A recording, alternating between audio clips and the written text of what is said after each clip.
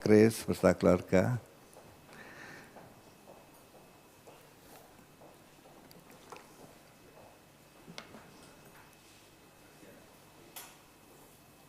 Baik, untuk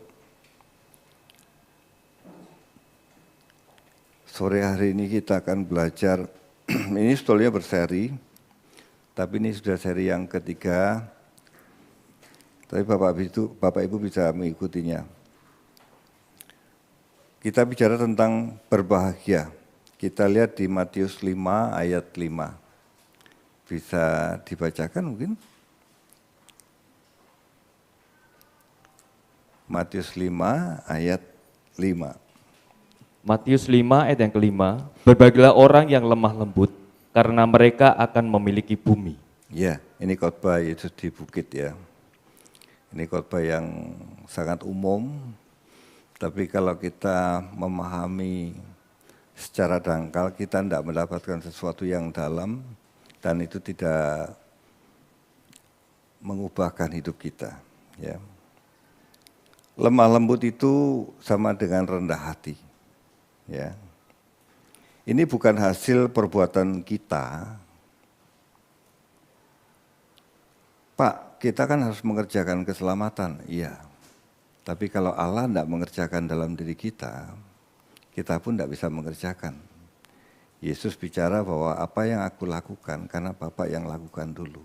Bapa yang ajari kepadaku, kata Yesus. Baru Yesus melakukannya.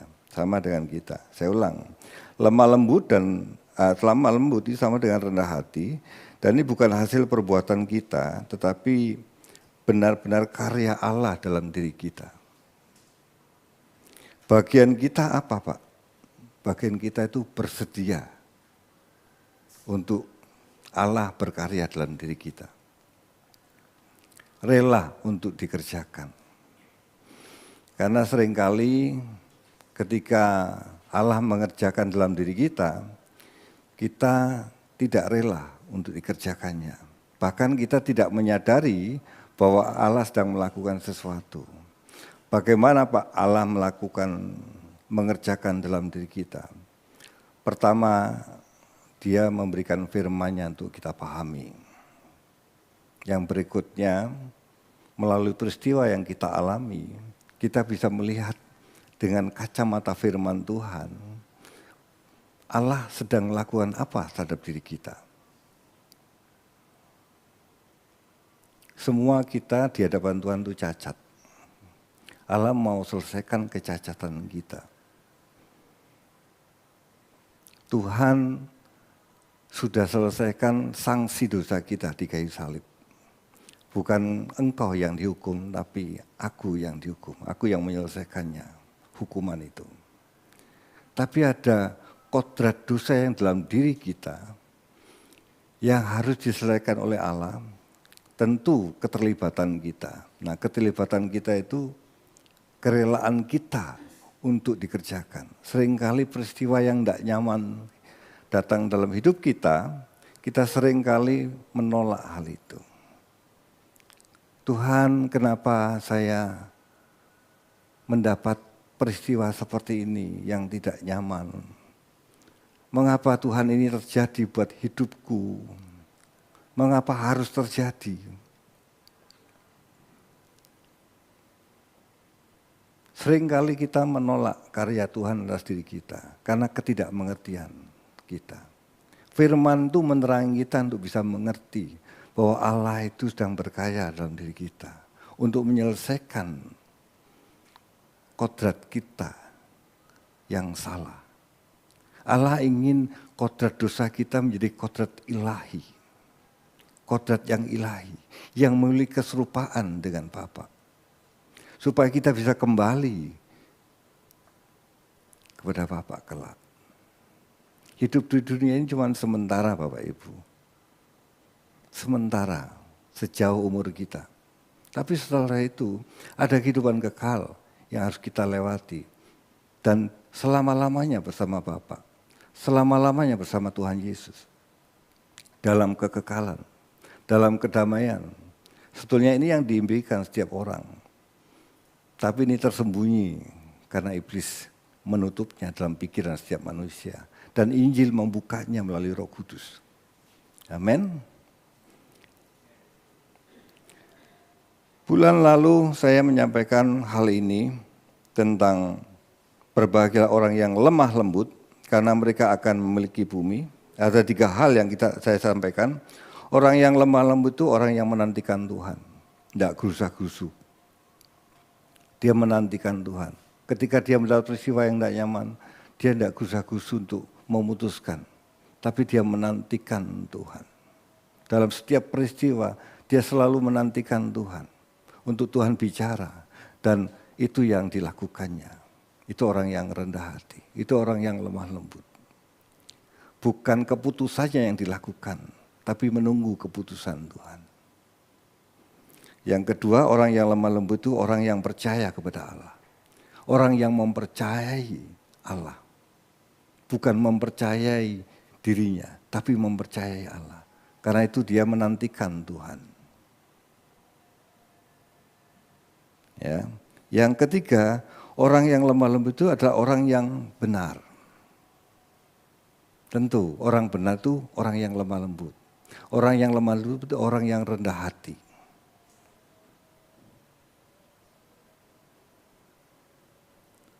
Bapak Ibu, bisa kita di hadapan orang itu sepertinya lemah lembut. Kita bisa buat itu. Tapi sesungguhnya bukan itu lemah lembut yang dimaksudkan. Lemah lembut itu Allah yang berkarya. Allah yang melakukan dalam diri kita. Lewat peristiwa hidup dan membuat hati kita benar-benar memiliki hati yang rendah hati di hadapannya. Dan itu tidak bisa mengalami hanya sekali, 2 kali. Seumur hidup kita. Untuk dibentuk. Untuk memiliki hati yang rendah hati. Hati yang benar di hadapan Allah. Hati yang lemah lembut itu hati yang benar. Amin. Contoh yang akurat ya Yesus. Dikatakan dalam firman-Nya bahwa dia adalah orang yang benar. Yesus adalah orang yang benar. Apa sih yang dilakukan Yesus? Coba kita lihat di Yohanes 8 ayat 28. Yohanes 8 ayat 28. Yohanes yang ke-8 ayat 28. Ya. Maka kata Yesus, apabila kamu telah meninggikan anak manusia, barulah kamu tahu bahwa akulah dia. Dan bahwa aku tidak berbuat apa-apa dari diriku sendiri, tetapi aku berbicara tentang hal-hal sebagaimana diajarkan Bapa kepadaku. Ya. Aku tidak berbuat apa-apa dari diriku sendiri. Dia tidak melakukan dari apa yang dari dirinya sendiri. Apa yang dipikirkannya, enggak. Tapi dikatakan, tetapi aku berbicara tentang hal-hal sebagaimana diajarkan Bapa kepadaku. Apa yang diajarkan Bapa kepada Yesus, itu yang Yesus lakukan. Itu yang Yesus selesaikan. Contoh orang benar itu seperti ini.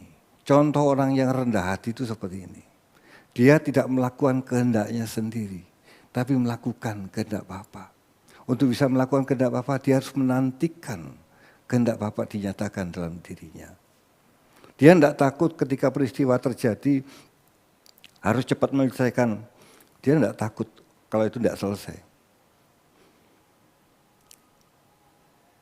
Dia menunggu instruksi dari Bapa, baru menyelesaikannya. Orang benar itu orang yang demikian. Yesus sudah contohkan hal ini. Amin. Tentu seseorang tidak bisa menantikan Tuhan dalam satu peristiwa terus Tuhan bicara. Tidak. Dia harus setiap hari belajar untuk menantikan dia. Memberikan waktu-waktu untuk dia. Membaca firman. Duduk bahagia Tuhan. Dalam keseharian, dia harus ada waktu-waktu tertentu untuk menghadap dia. Bukan kalau ketika mendapat masalah, terus dia menantikan Tuhan. Ketika hal itu bisa terjadi kalau Tuhan ngomong, dia belum mengerti. Kenapa? Tidak terbiasa. Karena dia tidak terbiasa untuk menantikan Tuhan. Amin Bapak Ibu.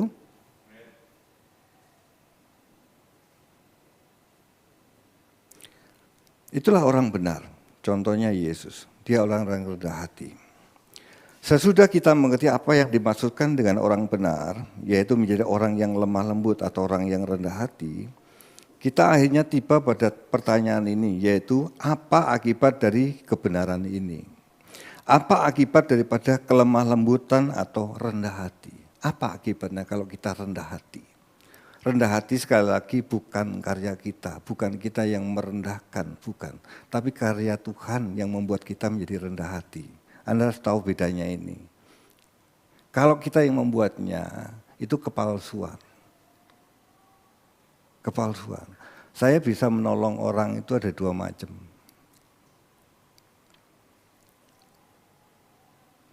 Saya menolong orang itu karena Tuhan yang kasih tahu saya untuk menolong dia.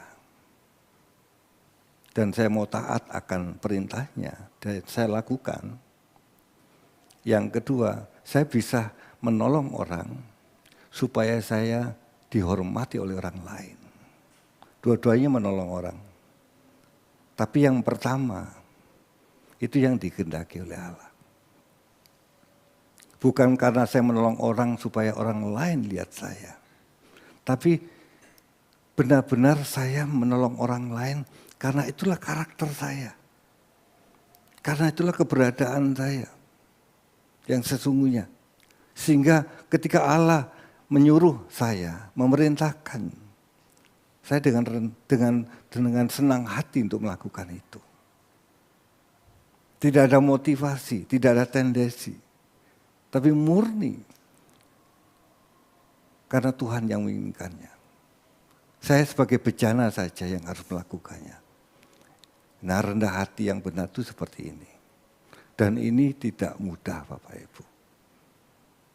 Ya. Apa akibat dari kelemah lembutan atau rendah hati?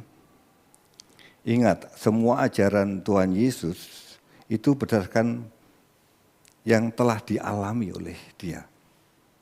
Jadi Tuhan Yesus itu diajar oleh Bapa dan ajarannya itu dia lakukan, dia alami. Sehingga dia bercitra berbahagialah orang yang lemah lembut, yang rendah hati. Itu ajaran yang sudah dialami dan sudah terbukti. Ketika orang mengikuti jalan Tuhan, dia akan mengalami yang sama. Amin.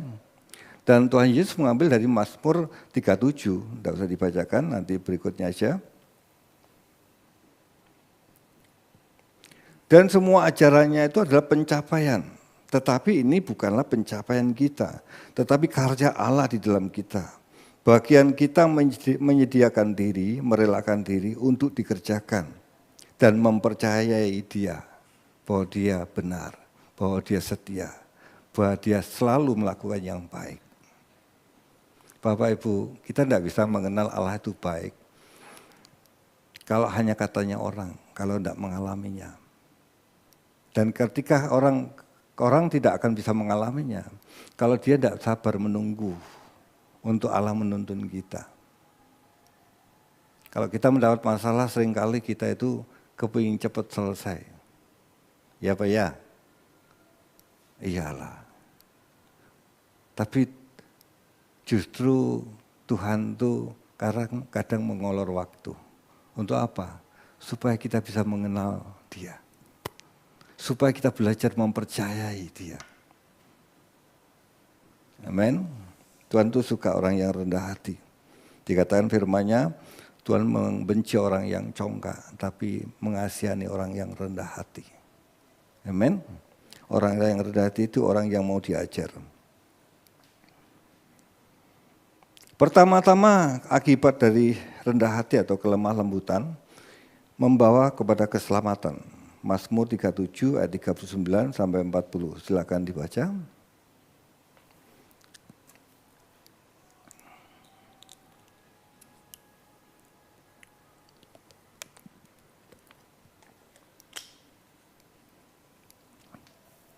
Mazmur 37 ayat 39 sampai 40. Mazmur 37 ayat 39 dan 40. Orang-orang benar diselamatkan oleh Tuhan. Ia adalah tempat perlindungan mereka pada waktu kesesakan. Tuhan menolong mereka dan meluputkan mereka.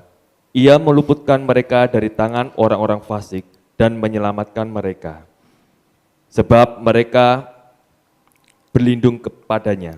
Ya, orang-orang benar itu orang yang rendah hati. Dikatakan diselamatkan oleh Tuhan. Ia adalah tempat perlindungan mereka yang pada waktu kesesakan. Anda ingat peristiwanya Daud ketika dikejar-kejar sama Saul? Ketika Saul di suatu gua, lagi buang air besar, dan Daud sebetulnya ada di belakang gua itu. Anak buahnya pun bilang seperti ini kesempatan untuk kamu. Waktu itu Daud dikejar sama Saul. Ini kesempatan buat kamu bunuh Saul untuk menyelesaikannya. Saul itu rajanya Daud pada waktu itu. Daud itu anak buahnya Saul. Dan Daud dikejar sama Saul. Suatu ketika di gua itu, si Saul lagi buang air besar, posisi yang lemah, mudah untuk diselesaikan. Karena Saulnya lagi konsentrasi. Ya. Itu posisi lemah. Dia tidak tahu kalau di belakangnya ada musuh. Tapi Daud tidak mengambil kesempatan itu untuk menyelesaikan Saul. Itu banyak peristiwa bahwa Daud tidak melakukan untuk menyelesaikan dengan caranya sendiri.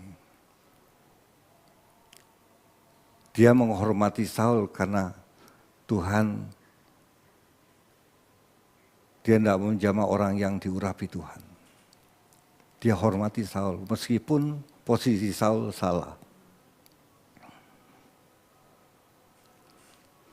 Sampai endingnya kematian Saul bukan di tangan Daud, tapi orang lain yang menyelesaikannya. Artinya Daud benar di hadapan Allah. Dia tidak menyelesaikan dengan tangannya sendiri, keputusannya sendiri. Tapi Allah yang menyelesaikannya. Orang yang rendah hati pasti berlindung kepada Allah. Cara berlindung itu tidak melakukan dengan caranya sendiri. Dia mempercayai Allahnya, bahwa Allahnya bisa melakukan. Ketika orang menantikan Allah melakukannya, menyelesaikannya, menyelamatkannya, di situ ada berkat yang besar. Bahwa orang itu bisa mengenal Allah dengan benar. Siapa Allah yang kusembah? Bukan katanya orang lain, tapi mengalaminya. Melihat bahwa Allah itu Allah yang menyukai orang yang rendah hati. Amin. Orang yang lemah lembut adalah mereka yang akan diselamatkan, yaitu pasti keselamatan jiwanya itu yang utama. Keselamatan jasmani, iya, tapi bisa tidak. Kok bisa, Pak? Murid-murid Yesus secara jasmani, tidak ada hidup yang enak. Stefanus mati, Yakobus ditarik kuda 4 kuda. Petrus mati terbalik, disalib terbalik. Belum tentu secara jasmani, tapi secara jiwa pasti. Orang yang rendah hati, Tuhan selamatkan jiwanya. Amin. Kalau bicara keselamatan jiwa itu hidup kekal, amin. Dan keselamatan tidak hanya berkaitan dengan apa yang kita percaya, ini penting ya. Dan keselamatan tidak hanya berkaitan dengan apa yang kita percayai, bicara apa yang kita percaya. Keselamatan bukan hanya bicara apa yang berkaitan dengan apa yang kita lakukan di luar perbuatan. Tetapi berkaitan dengan orang macam apakah kita. Kekristenan seringkali pada umumnya kan ngomong bahwa percaya Yesus. Saya percaya Yesus, pakai kata-kata cukup. Apakah percaya itu yang Tuhan maksudkan? Tidak, itu dangkal masih. Kalau bicara, aku sudah melakukan firman Tuhan, atau aku sudah melakukan hal ini, hal itu untuk Tuhan. Apakah itu yang dilihat sama Tuhan? Tidak. Iya itu ya bisa, tetapi yang terpenting keberadaan kita. Kita itu manusia macam apakah di hadapan Tuhan? Sudahkah kita manusia yang berkodrat ilahi, itu maksudnya. Amin. Amin. Bukan apa yang sudah kita lakukan. Tapi kalau itu bukan keberadaan kita yang sesungguhnya. Seperti tadi saya katakan, saya bisa melakukan menolong orang lain, bisa karena memang Tuhan yang menyuruh saya dan saya harus taat, atau saya menolong orang lain karena ada motivasi supaya saya dihormati oleh orang lain.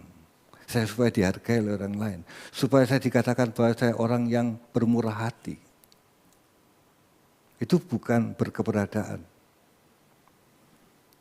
Orang yang berkeberadaan rendah hati benar-benar rendah hati.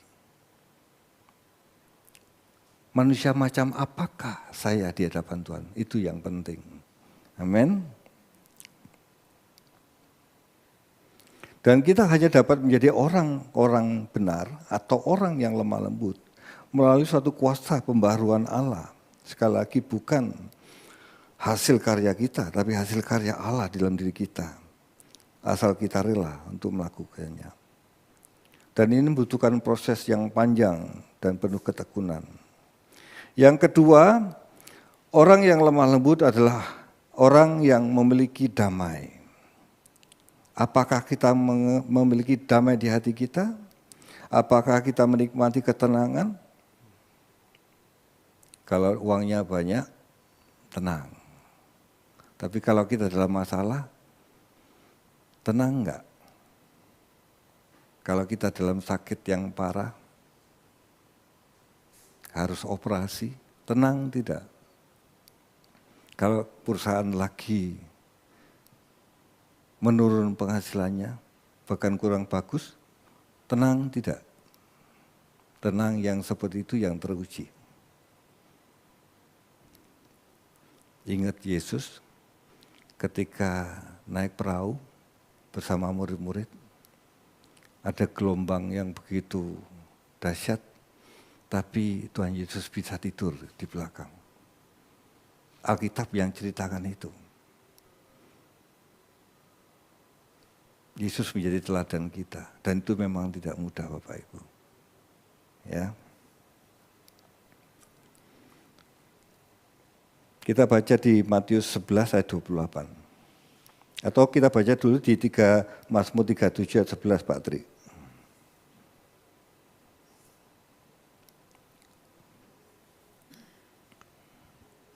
Mazmur 37 ayat yang ke-11. Tetapi orang-orang yang rendah hati akan mewarisi negeri dan bergembira karena kesejahteraan yang berlimpah-limpah. Ya. Kesejahteraan yang berlimpah-limpah bicara kedamaian. Ya. Dan Yesus mengajarkan hal ini. Kita lihat di Matius 11 ayat 28 dan 29.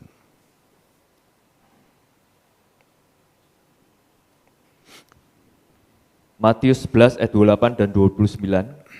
Marilah kepadaku semua yang letih lesu dan berbeban berat, aku akan memberi kelegaan kepadamu. Pikulah kuk yang kupasang dan belajarlah kepadaku, karena aku lemah lembut dan rendah hati, dan jiwamu akan mendapat ketenangan. Ya. Kalau kita mau tenang seperti Yesus, belajar kepada Dia. Karena Dia rendah hati, karena Dia lemah lembut. Dikatakan orang yang rendah hati, orang yang menantikan Tuhan.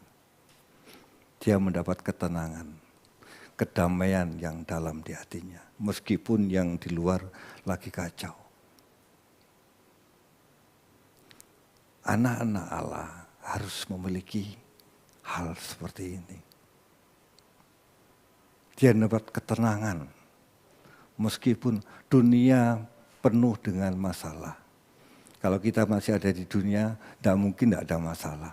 Punya uang pun tetap ada masalah.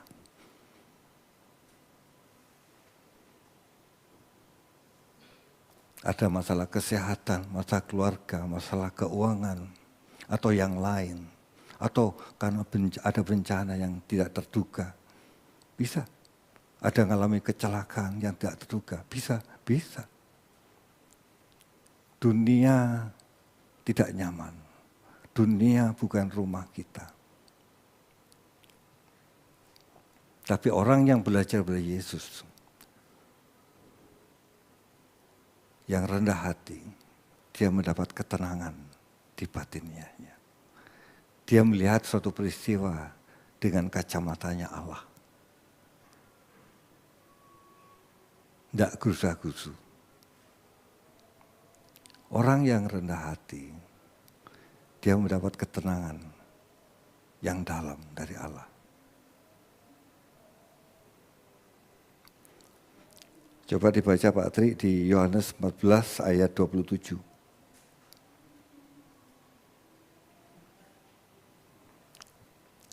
Yohanes 14 ayat ke-27, damai sejahtera ku tinggalkan bagimu, damai sejahtera ku berikan kepadamu, dan apa yang kuberikan tidak seperti yang diberikan oleh dunia kepadamu.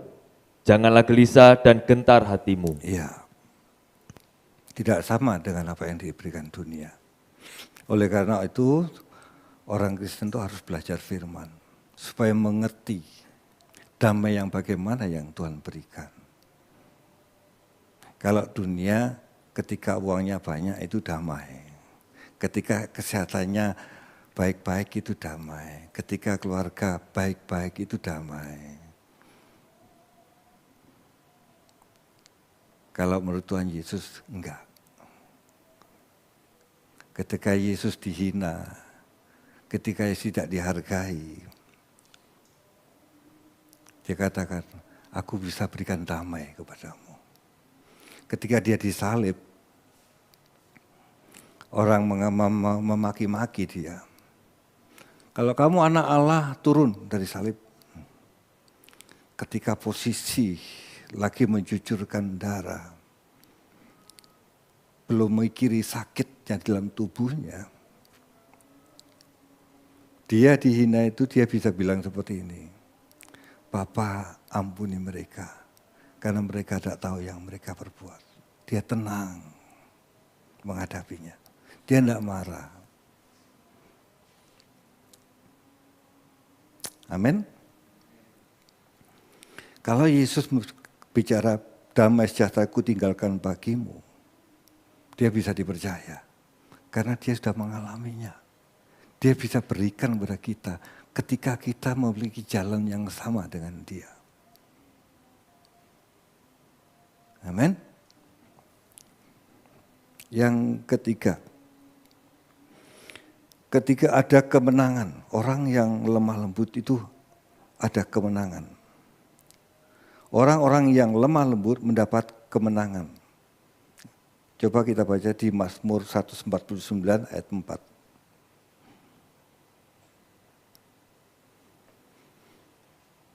Mazmur 149 ayat 4. Mazmur 149 ayat keempat, sebab Tuhan berkenan kepada umat-Nya, Ia memahkotai orang-orang yang rendah hati dengan keselamatan. Iya, keselamatan itu sama dengan kemenangan. Kalau dalam terjemahan ISH, demikian bunyinya, Tuhan berkenan kepada umat-Nya, Ia memberi kemenangan kepada orang yang rendah hati. Dia memberikan kemenangan kepada orang yang rendah hati. Kemenangan yang bagaimana? Kita sering berpikir bahwa orang-orang yang keras, yang kuat, yang kekar badannya, yang bisa mungkin karate atau silat, itu yang menang, kira-kira seperti itu. Atau yang banyak uangnya, apapun dia bisa lakukan, bisa suruh orang. Dia bisa kuasai apapun, itu yang menang. Apakah demikian? Enggak. Orang-orang yang lemah lembutlah yang Allah mahkota dengan kemenangan. Firman ini maksudnya apa? Kita baca di Mazmur 37 ayat 6.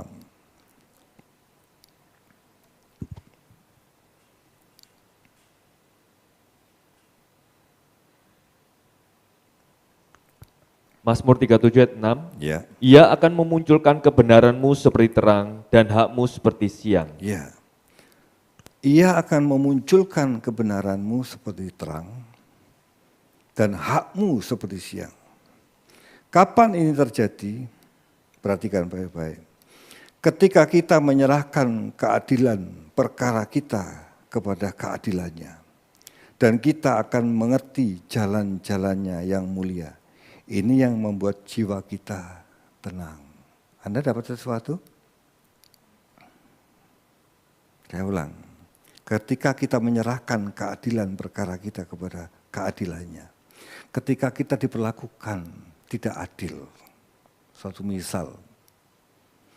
Tapi kita menyerahkan keadilan itu kepada Dia. Kita tidak melakukan keputusan kita sendiri karena emosi, karena segala macam. Tapi menyerahkan kepada Dia. Itu sakit Bapak Ibu. Itu tidak nyaman. Tapi ketika kita melakukan itu dan menantikan Dia yang melakukannya,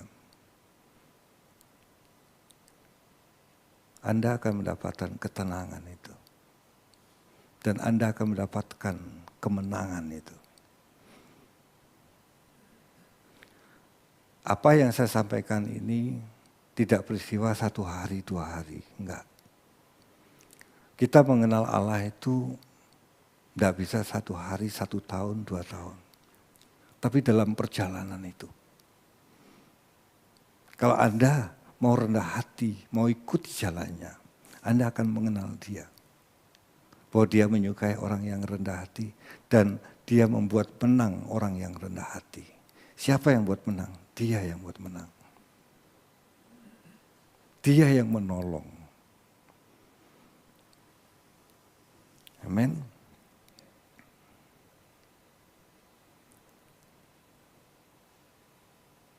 Banyak orang Kristen yang hidup dalam suasana kekalahan.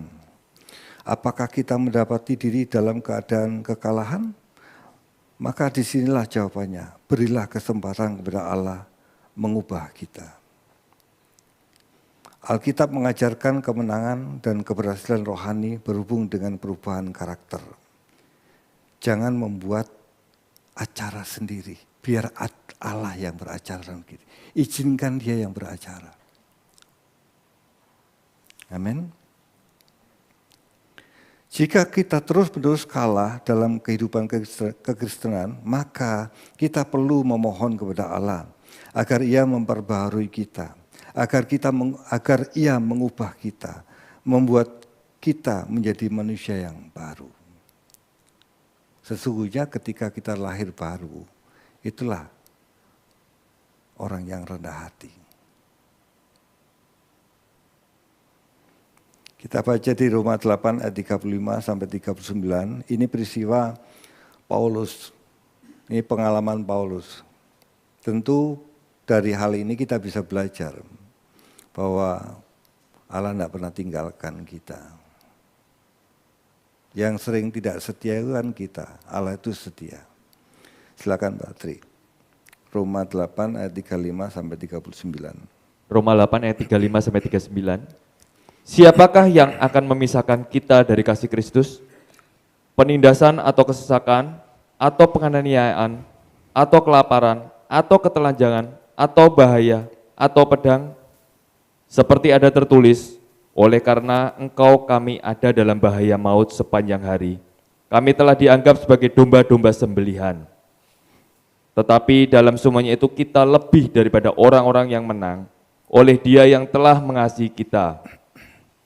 Sebab aku yakin bahwa baik maut maupun hidup, baik malaikat-malaikat maupun pemerintah-pemerintah, baik yang ada sekarang maupun yang akan datang, atau kuasa-kuasa yang baik yang di atas maupun yang di bawah, ataupun sesuatu makhluk lain, tidak akan dapat memisahkan kita dari kasih Allah yang ada dalam Kristus Yesus Tuhan kita. Ya. Tidak ada yang memisahkan kita dari kasih Allah, asal kita setia. Ketika Tuhan sedang memproses kita tetap setia pada Dia. Anda akan lihat terang Tuhan. Anda akan lihat jalan-jalan Tuhan. Dan itu Anda membuat kenal akan Allah yang benar. Dan percaya kita akan semakin tumbuh. Dan Anda akan lihat kemenangan itu. Bukan kemenangan kita, tapi Dia yang buat kita menang. Amin. Asal kita rendah hati. Asal kita memiliki hati yang lembut. Yang keempat, Pak banyak Pak, ada 20 ini. Enggak ya, cuma 5. Yang keempat, orang-orang yang lemah lembut atau orang yang rendah hati adalah mereka yang menemukan pedoman hidup. Begitu banyak orang Kristen yang mencari pedoman hidup, apa yang patut saya buat dalam situasi yang seperti ini? Apa yang harus saya lakukan dalam kondisi seperti ini? Banyak orang ingin tahu tentang pedoman hidup. Apa yang kita butuhkan bukanlah sesuatu teknik atau cara. Apa yang kita perlukan ialah karya Allah dalam kehidupan kita. Sehingga kita diubahkan. Kita akan mendapati bahwa tanpa mencari teknik-teknik, Allah selalu menuntun, perhatikan, Allah selalu menuntun kita langkah demi langkah. Kalau kita berusaha dengan Allah, jangan cari tekniknya, saudara tidak akan menemukan. Gimana Pak? Percayalah kepada Dia. Dia menuntun langkah demi langkah. Saya pernah sampaikan tempat ini ketika saya terbelit hutang dan itu tidak sedikit. Karena kesalahan suatu perusahaan sehingga perusahaan kolab dan saya harus selesaikan. Pastinya beberapa pemegang saham yang selesaikan. Tapi yang lain tidak merasa harus menyelesaikan. Saya punya tanggung jawab moral, saya yang menyelesaikan. Ada satu orang yang juga bersama saya, membantu saya untuk menyelesaikannya. Tapi secara garis yang besar itu saya yang menyelesaikannya. Dan itu Allah yang menyelesaikannya. Melalui hidup saya. Saya enggak tahu jalan keluar di awal. Gimana cara menyelesaikannya. Kalau saya hitung aset saya enggak cukup untuk menyelesaikan itu. Tiap hari saya berpikir, pagi bangun pagi itu selalu gemeter saya. Karena tidak tahu apa yang saya lakukan. Itu tahun 2013-an. Tapi dalam perjalanan itu, ya kira-kira 2-3 tahun yang lalu, saya mulai melihat cara Allah menyelesaikannya. Cara Allah menuntun saya. Yang tadinya tidak terpikirkan. Dan itu tidak tahu datangnya dari mana. Dan Allah menyelesaikan satu persatu.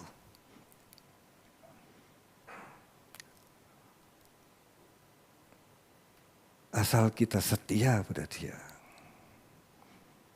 Anda akan lihat jalan Tuhan itu. Mungkin saat ini Anda lagi terpuruk. Setialah pada Dia. Jangan cari pengharapan kepada yang lain. Cari pengharapan pada Dia. Aku percaya pada Engkau Tuhan. Bahwa Engkau sedang ajari aku untuk percaya. Mahal Bapak Ibu. Memang Allah kita bukan Allah yang murahan. Tapi luar biasanya kita bisa mengenal jalan-jalannya yang luar biasa. Allah selalu menuntun kita langkah demi langkah. Gak langsung bleng selesai, enggak, langkah demi langkah. Supaya apa? Supaya kita mengenal langkahnya Dia. Di Mazmur 37:23. Mazmur 37:23. Yem, saya minta remote-nya ini Yem, dingin sekali ini di sini.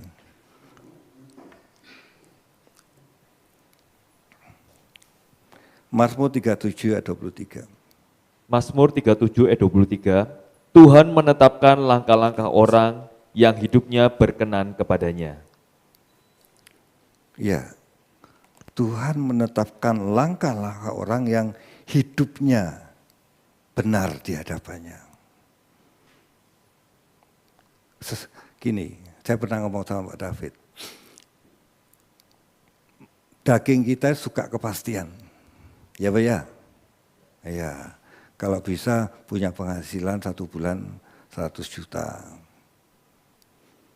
aman, nah, gitu toh. Terus punya rumah, aman. Anda tahu, Tuhan suka tidak kepastian dalam diri kita. Loh Pak, apa iya? Hanya satu yang Tuhan masih kasih kepastian pada kita, kekekalan. Itu pasti. Tapi yang ada di dunia ini, Tuhan izinkan yang tidak pasti terjadi dalam hidup kita. Untuk apa? Supaya kita belajar mempercayai Dia.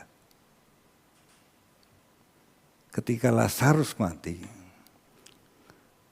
Yesus dapat kabar, tidak buru-buru Yesus ke tempat Lazarus. Untuk apa? Supaya mereka belajar percaya, Yesus ngomong seperti itu. Kalau kita mendapat masalah, supaya kita belajar percaya, menantikan Dia. Tidak buru-buru bikin keputusan, harus gini, cerai, dan segala macam. Enggak. Tunggu Dia. Biar Dia yang lakukan. Anda akan lihat langkah-langkah yang dari Dia. Amin. Tuhan menetapkan langkah-langkah orang yang rendah hati, orang yang lemah lembut di dalam hatinya. Orang-orang seperti ini tidak mengalami kesulitan dengan pedoman hidup. Mereka tidak selamanya bingung mengenai apa yang harus mereka lakukan di waktu yang akan datang atau di masa yang sukar. Apa yang harus dilakukan? Apa langkah berikutnya? Bagaimana saya harus tahu kehendak Allah? Banyak orang mengajukan pertanyaan seperti ini. Masalah mereka bukanlah untuk mengetahui teknik-teknik mengenai kehendak Allah. Masalahnya ialah apa yang Allah sedang buat dalam hidup kita. Apa yang sedang Allah buat dengan hidup kita. Apa yang sedang Allah lakukan dalam setiap peristiwa ini. Pasti ada yang Tuhan lagi selesaikan dan itu berkaitan dengan kekekalan. Berkaitan dengan karakter. Mulailah dengan berkata, Tuhan, ubahlah hati saya, sehingga saya dapat mengenal kehendak-Mu. Karena saya mau menjadi orang yang dapat mengerti, yang dapat mendengar suara-Mu, dan mengerti kehendak-Mu. Pokok yang kelima, yang terakhir, adalah bahwa orang yang lemah lembut adalah orang yang rendah hati, akan mewarisi bumi. Apa artinya? Mewarisi bumi ini sudah pernah saya sampaikan, tapi saya ulang sebentar aja. Mewarisi bumi, apa yang akan kita peroleh, kita harus mengingat kembali pada perkataan Matius 5 ayat 3. Bisa Pak Tri bacakan. Matius 5 ayat 3. Matius 5 ayat 3, berbahagialah orang yang miskin di hadapan Allah, karena merekalah yang empunya kerajaan surga. Ya, ini berkaitan dengan kata-kata berbahagia. Dikatakan bahwa orang yang miskin di hadapan Allah akan mempunyai kerajaan Allah. Mereka yang dipilih Allah adalah orang-orang yang rendah hati dan lemah lembut di hatinya. Akan ada langit baru dan bumi baru dan orang-orang kudus akan memerintah bersama-sama dengan Dia. Maksudnya gini, bahwa orang yang lemah lembut, orang yang rendah hati, itu akan mendapat kerajaan Allah. Akan memerintah bersama Yesus. Seperti Yesus taat kepada Bapaknya dengan rendah hati. Demikian seharusnya pengikut Kristus. dan dia akan mendapat warisan dalam kerajaan Allah. Artinya orang-orang dalam kerajaan Allah adalah orang-orang yang isinya orang yang rendah hati.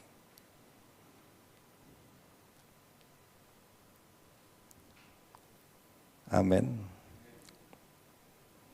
Dia yang mewarisi nanti di langit baru, bumi yang baru. Kapan proses itu terjadi, persiapan itu saat ini. Firman ini mencerai kita untuk bisa mengerti. Orang yang rendah hati akan mewarisi kerajaannya. Dari semua ini, apa yang saya sampaikan ini, setelah kita memahami hal-hal ini, kita memahami maksud Allah yang mulia. Sebagai ringkasannya, apa maksud ucapan bahagia ini kepada kita? Apa yang Yesus mau katakan kepada kita dalam hal ini? Perhatikan, sejatinya Allah sedang melihat ke dunia dalam generasi ini dan mencari orang-orang yang berkenan di hatinya. Jadi Allah itu saat ini sedang melihat ke bumi, sedang mencari orang-orang yang mau sungguh hati kepada Dia. Orang-orang yang mau mempercayakan dirinya kepada Dia. Orang-orang yang mau rendah hati untuk dibentuk dalam kehidupannya, menjadi miliknya. Untuk kelak bisa memerintah dalam kerajaannya bersama Tuhan Yesus. Tidak sembarangan orang. Hanya orang-orang yang rendah hati. Orang yang memiliki hati yang lembut.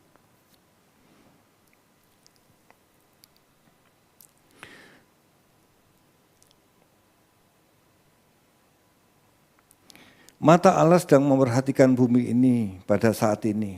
Karena Ia sedang memilih umat yang akan memerintah bersama-sama dengan Dia. Yang akan membangun bumi yang baru, yaitu kerajaan Allah.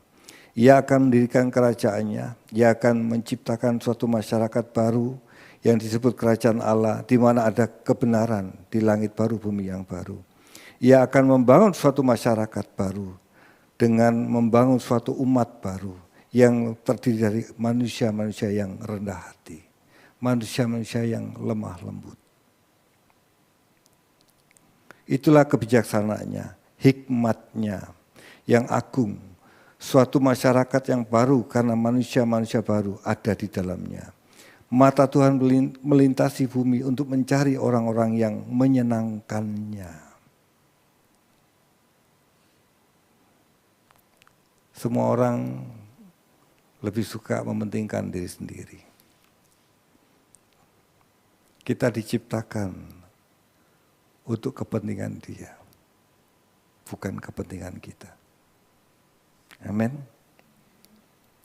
Oleh karena itu setiap hari kita hidup seolah-olah di bawah pemeriksaan. Perhatikan. Oleh karena itu setiap hari kita hidup seolah-olah di bawah pemeriksaan. Allah mengawasi kita, bagaimana kita menangani setiap situasi dan setiap krisis yang sedang menguji kita. Sebagaimana dikatakan dalam 1 Petrus 1 ayat 7. Silakan Pak Tri. 1 Petrus 1 ayat 7. 1 Petrus 1 ayat yang ke-7. Maksud semuanya itu ialah untuk membuktikan kemurnian imanmu yang jauh lebih tinggi nilainya daripada emas yang fana, yang diuji kemurnian dengan api, sehingga kamu memperoleh puji-pujian dan kemuliaan dan kehormatan pada hari Yesus Kristus menyatakan dirinya. Ya. Ya, untuk membuktikan kemurnian imanmu. Jadi Allah sedang mengawasi. Melihat orang yang mau sungguh hati. Dalam setiap peristiwa, Dia melihat sikap apa yang kita lakukan.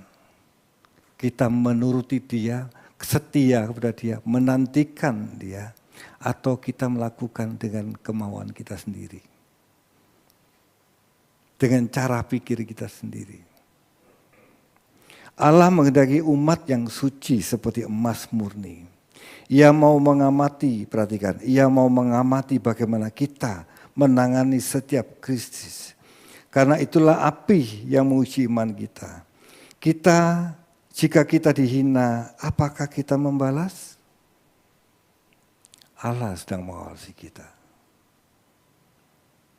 Ketika ada orang yang perlu pertolongan, apakah kita punya empati dan ingin menolong orang itu dan melakukannya? Allah sedang mengawasi. Ketika kita dilukai oleh seseorang, dirugikan oleh seseorang, apa yang kita lakukan? Sikap apa?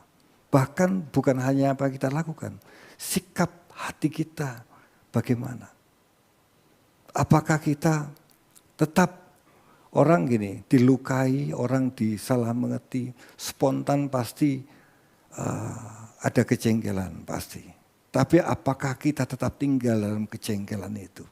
Atau kita menuruti firman-Nya yang mengatakan ampuni musuhmu, berkati musuhmu, doakan musuhmu. Kalau perlu datang kepada dia, Anda memberkati orang itu.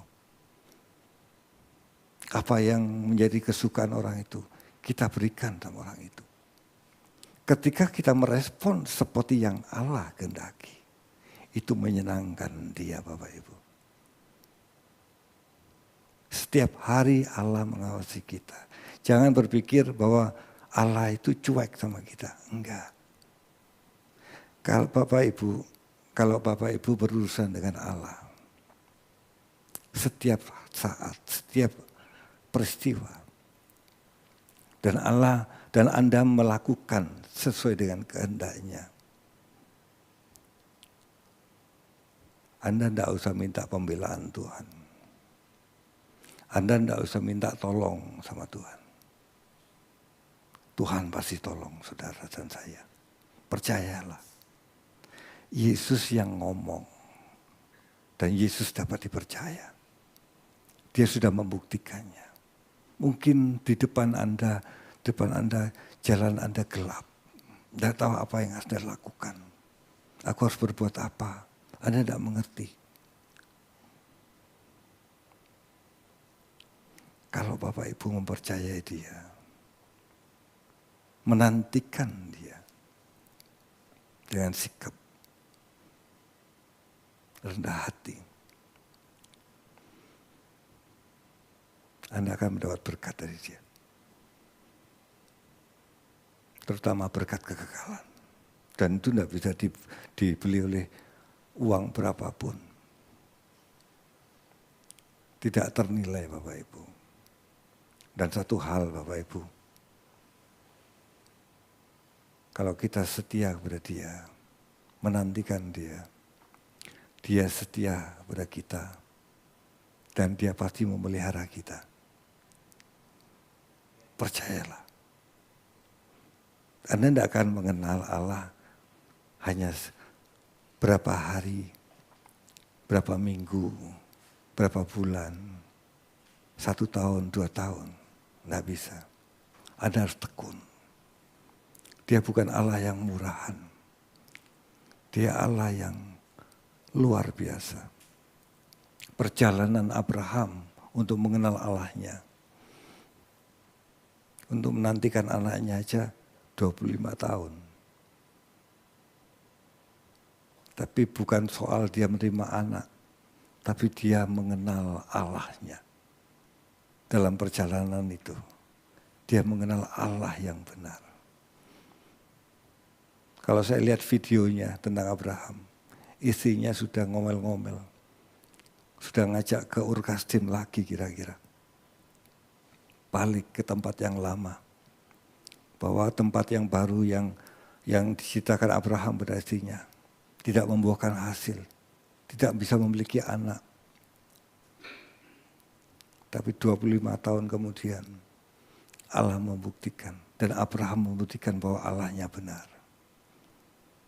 Orang yang rendah hati menantikan dia. Anda akan lihat pembelaannya. Amin.